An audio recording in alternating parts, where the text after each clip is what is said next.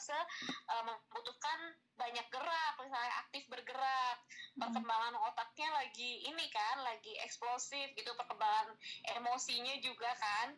Nah kalau misalnya gadget itu kan ada efek ke emosi juga, terus berefek juga kalau misalnya kelamaan atau kecanduan kan berefek juga jadi kurang gerak segala macem kan. Jadi aku silang tuh, oh ternyata gadget nggak cocok buat anak seumuran seanakku, atau screen gitu belum cocok lah gitu, jadi aku silang, jadi aku nggak ngasih. Terus kalau misalnya jadi gitu mending di list dulu gitu, cari tahu dulu perkembangan anak, terus habis itu tugas-tugas perkembangannya, terus habis itu apa aja yang harus distimulasi di umur segitu. Sebenarnya tugasnya banyak banget loh, kan harus menstimulasi sensorinya, 8 indera itu juga kan. Iya. Sekarang yang visual, auditory, vestibular, propio itu kan harus banyak gerak, harus ajari anak buat bisa seimbang, ajari anak buat sadar sama gerakan tubuhnya. Nah itu nggak bakal bisa didapat kalau misalnya anak asik dengan gadgetnya, gitu kan. Dan kayak semua perkembangan itu aku dengar aku pernah baca juga itu banyak penelitian yang bilang harus kayak tergabung, terintegrasi, terkoordinasi gitu kan, Fa, nggak bisa kayak satu persatu gitu kan. Nah gadget tuh kayak nggak memberikan nggak menyediakan yang terkoordinasi itu kan, terutama kayak keseimbangan gitu tuh, gerak gitu kan, jadi nggak terkoordinat gitu. Bener ya? Jadi gini loh, kalau misalnya kan kadang-kadang kan kebanyakan ini aku bisa bilang kebanyakan karena orang-orang di sekitar aku memang banyak yang ngasih gadget ke anaknya. Misalnya aku lihat dari pengalaman di sekitar aku ya, misalnya saat ibunya sibuk, anaknya dikasih gadget aja dulu, atau enggak anaknya nangis, udah nih lihat ini dulu aja, kayak gitu biar anaknya diem. Atau enggak di tempat makan, pasti kan kita banyak lihat lagi makan anak-anak tuh sambil ditontonin HP gitu kan. Ya Allah, baru habis itu apalagi ya, pokoknya kalau misalnya pas aku lagi arisan gitu, misalnya sama ibu-ibu misalnya, atau ada acara kantor gitu, ibu-ibunya lagi acara, anak-anaknya suruh duduk sini sambil megang gadget bareng-bareng gitu kan. Mabar mabar dari usia dini tuh. Usia dini, anak-anakku bingung sendiri kan, anak-anakku kan nggak aku kasih gadget, jadi anak-anakku tuh bingung sendiri ngeliatin teman-temannya pada ngapain sih ini gitu. Ya itu tadi kan banyak ibu-ibu yang menjadikan gadget sebagai penolong andalan gitu kan. Mungkin tanpa sadar kalau itu tuh masih kerjaan baru lagi gitu loh buat ibu-ibu kan. Gimana tuh Pak? Kerjaan baru gimana tuh? Maksudnya gimana? Ya kan anak misalnya anak ditontonin atau dikasih game itu kan anak pasti seneng gitu kan, terlena. Nanti kan bisa minta lagi. Nah itu kan yang bikin anak-anak kebanyakan jadi kecanduan itu kan karena ibunya nggak kuat iman gitu loh. Misalnya anaknya ngerengek-rengek minta, terus habis itu akhirnya kasih lagi. Terus akhirnya anak-anak menjadikan senjata ngerengek-rengek itu buat minta gadget misalnya yang udah dikasih itu kan. Jadinya ya itu terus berulang sampai akhirnya ya udahlah kasih aja gitu. Anak jadi kebanyakan megang itu. Jadi padahal itu tadi banyak tugas-tugas perkembangan yang harus dicapai kan, sensori integrasi kayak tadi itu. Jadi aku lebih milih nggak kasih dulu. Terus kalaupun misalnya ada ibu-ibu misalnya yang kepepet banget terus harus ngasih gitu, misalnya lagi benar-benar nggak bisa ditinggal gitu kan, itu harus di ini juga, maksudnya harus dipersiapkan juga, harus di briefing dulu anaknya, bikin kesepakatan. Jadi misal ini ibu mau ini dulu ya nak, ini kamu ada di sini dulu sebentar, ini ibu tontonin ini, tapi nggak boleh pencet-pencet yang lain misalnya. Jadi kita harus siapin dulu juga tuh tontonannya apa yang anak tonton. Misalnya lagi kepepetnya mau nontonin. Terus bikin kesepakatan waktu. Jadi jangan sampai nanti waktu ibunya udah beres, minta gadgetnya ke anaknya ngamuk-ngamuk, nggak mau ngasih. Jadinya ya udah terusin aja deh, nggak apa-apa kayak gitu dengan terpaksaan. Jadi bikin kesepakatan waktu dulu. Nanti jarum panjang angka segini udah ya kayak gitu. Jadi dan benar-benar itu harus ditepatin juga sama ibunya. Jadi misalnya sampai jarum panjang angka 5 sudah selesai, nah ibu sudah beres misalnya kayak gitu, ya udah ambil gadgetnya gitu. Mau anak nangis, mau anak apa, ya ambil gitu. Jangan sampai nanti nangis itu jadi senjata anak buat minta gadget kayak gitu. Ada sesuatu yang apa ya? Kenapa sih pentingnya kesepakatan gitu? Karena itu banyak banget muncul di dari orang tua gitu. Padahal kan anak kan kalau kita bilang kan kayak misalnya anak usia 3 tahun, 2 tahun tuh secara ini dia belum paham kan? Apakah belum paham gitu loh, maksudnya masih paham dia nak. Oh paham ya? Paham bisa. Apa anak tuh makhluk paling komitmen. Dari kecil tuh udah bisa diajarin komitmen. Jadi gitu ya Faya? Oh bener ini mind blown loh. Aku juga baru tahu karena kan kayak dari buku-buku teks itu kan kayak anak itu kayak baru bisa diajak ngomong, baru dia tahu bahwa dia ini tuh harus gini, aturan-aturan itu. Tapi sebenarnya enggak ya Faya? Dari umur 2 tahun dia paham? Enggak. Udah paham, udah bisa dikasih tahu.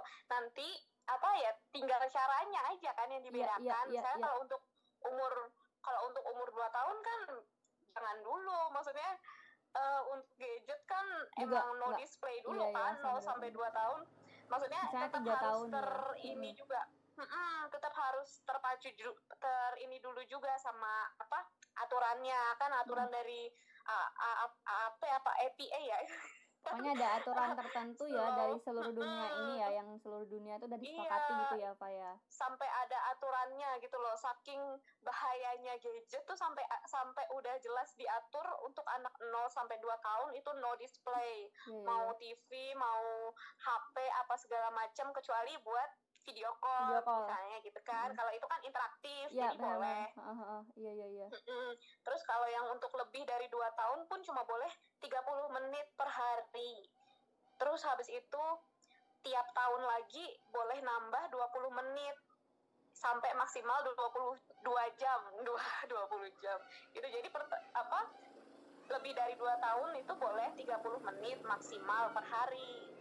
Terus habis itu nanti 3 tahun 50 menit maksimal per hari kayak gitu. Kan screen itu kan bisa TV, bisa ini bisa gitu kan. Gadget, bukan cuma tab, gadget doang. Kadang kan seharian udah ditontonin TV udah nyala terus gitu kan. Terus itu masih dikasih gadget juga. Itu totalnya berapa jam tuh kan? Kalau dibilang TV aja, ntar dia balik ke gadget, handphone ya. Kalau bilang handphone aja, ntar dia ke TV. Nggak masuk nih. Bener.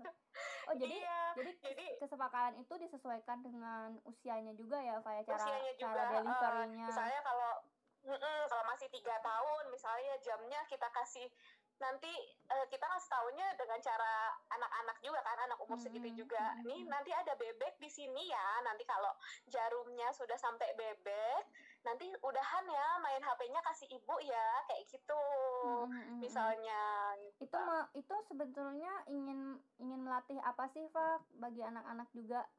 Kalau menurut Fafa, dilihat dari dari sikap anak-anak setelah diberlakukan kesepakatan itu, dan bagaimana gitu mereka, apakah ada perubahan atau gimana gitu?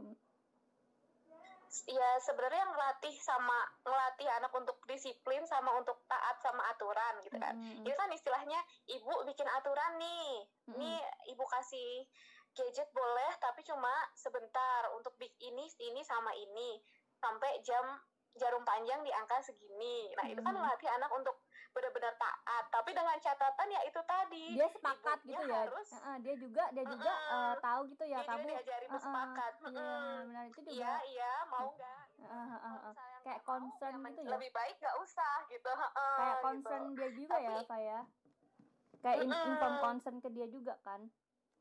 Iya benar. tapi ibunya ya benar-benar ya itu tadi, ibunya harus benar-benar komitmen. Soalnya anak di enlightening parenting itu Bu Oke berkali-kali bilang anak tuh makhluk paling komitmen, cuma kadang orang tuanya sendiri yang merusak komitmen itu gitu kan. Salah satunya ya kayak gini, misalnya kita udah sepakat nih, udah janji sampai jam segini, tapi kan yang namanya anak lagi dapat kesenangan tuh kan pasti kan, kalau misalnya di ini kan pasti ada lah sedikit-sedikit gerengek-rengeknya. Mau lagi, jangan, gak mau gitu kan. Pasti, itu lagi dari gitu ya. ibunya harus bisa tetap komitmen gitu untuk mencontohkan juga ke anak, ini kita sudah bikin kesepakatan harus ditepati kayak gitu. Betul. Wah keren banget. Wah ini insight banget deh sama aku, bener. Aku ya itu kayak aku bakal harus begini nih persiapannya juga, sambil jalan sambil tahu gitu loh, Fa, gitu. Bener. Iya ya. Terus ya sebelumnya juga harus tetap dikasih tahu juga kalau utamanya HP itu untuk alat komunikasi atau alat untuk ibu kerja kayak gitu segala macem. Jadi utamanya bukan untuk hiburan kayak gini gitu. Tapi ya tetap juga ibunya juga harus, orang tuanya juga tetap harus konsisten ya. Kalau misalnya ngomong kayak gitu berarti ya harus nyontohkan kayak gitu kan. Jangan terus ibunya malah asik-asikan nonton drakor lah di HP atau gimana gitu kan. Nggak kongruen antara ucapan dan tindakan berarti kan ibunya. Jadi anak juga jadi bingung ya. Jadi ini ibu sebetulnya yang dibilang apa, tapi kok yang dilakuin apa gitu ya. Anaknya bingung. Kata-kata kita juga jadi nggak bisa dipegang gitu kan. Itu dia itu yang wah itu tantangan banget ya. Iya gitu. Iya, iya deh.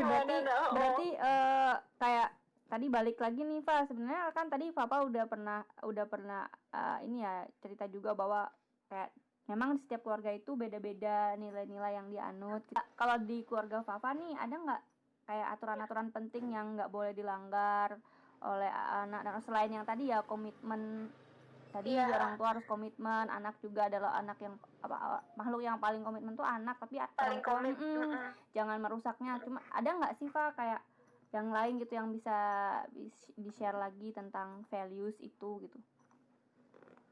Kalau peraturan yang nggak boleh dilanggar sebenarnya kalau untuk anak belum ada aku dari keluarga aku sendiri. Soalnya kan kita mengacu juga sama agama, keluarga aku mengacu juga sama agama ya. Dari Allah sendiri kan untuk anak umur segini kan belum ada aturan harus sholat, belum ada aturan wajib ini wajib itu kan belum ada, belum perilakunya segala macamnya belum dihisab gitu kan. Kadang tuh kalau misalnya ini aku diajarin di enlightening parenting, karena kalau misalnya ada orang tua yang misalnya sebegitu kerasnya sama anak usia dini, itu tuh sebenarnya untuk apa gitu, untuk siapa? Soalnya dari Allah sendiri, dari agama kita sendiri belum nyuruh apa-apa gitu loh. Cuma nyuruh untuk berkasih sayang, untuk berlemah lembut gitu. Kadang kan ada orang yang sampai harus begini, harus begitu, harus bisa ini, harus bisa itu. Itu sebenarnya untuk penilaian siapa? Penilaian manusia, iya kan? Iya benar-benar. Padahal itu kadang yang malah menjadikan kita berdosa gitu loh istilahnya, yang malah jadikan kita melanggar aturan, yang malah menjadikan orang tuanya melanggar aturan buat orang tua itu apa sih? Berkasih sayang sama anak.